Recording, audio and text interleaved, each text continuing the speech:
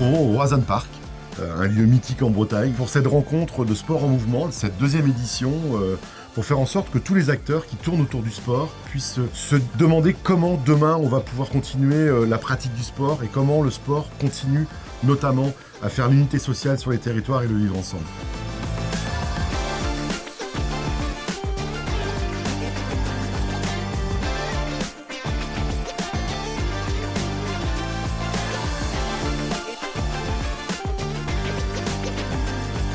C'est un événement qui est singulier dans le paysage français et je tiens à saluer le Cross de Bretagne parce qu'on a besoin de ces temps où on accepte de faire bouger les lignes. On a des points de vue qui sont très complémentaires entre des chercheurs, entre des acteurs associatifs, entre des gens qui ont pris un petit peu de recul par rapport au mouvement sportif.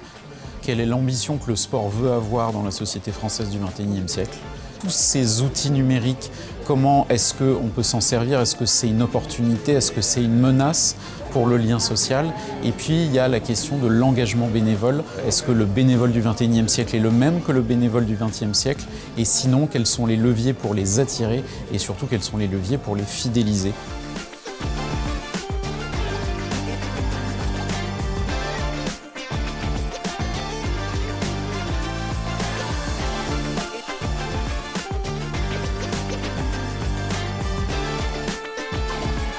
Nous sommes partenaires de Sport en Mouvement depuis la première édition et pour nous ça allait vraiment de soi.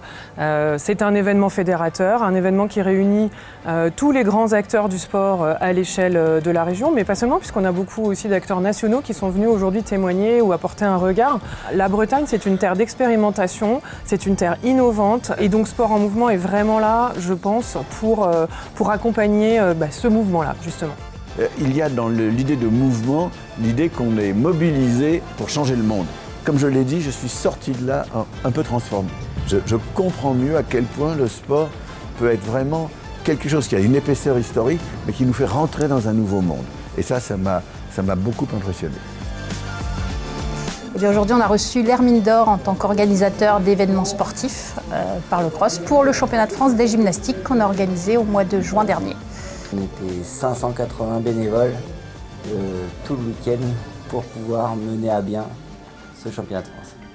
Alors, le secret, c'est la passion, tout simplement. Il ne faut pas avoir peur de s'engager et pas avoir peur de rallier le plus de monde possible autour du projet. C'est un grand plaisir de voir que la manifestation qu'on a organisée, qui était hors norme et inédite, surtout, soit récompensée. C'est que de la magie pour nous.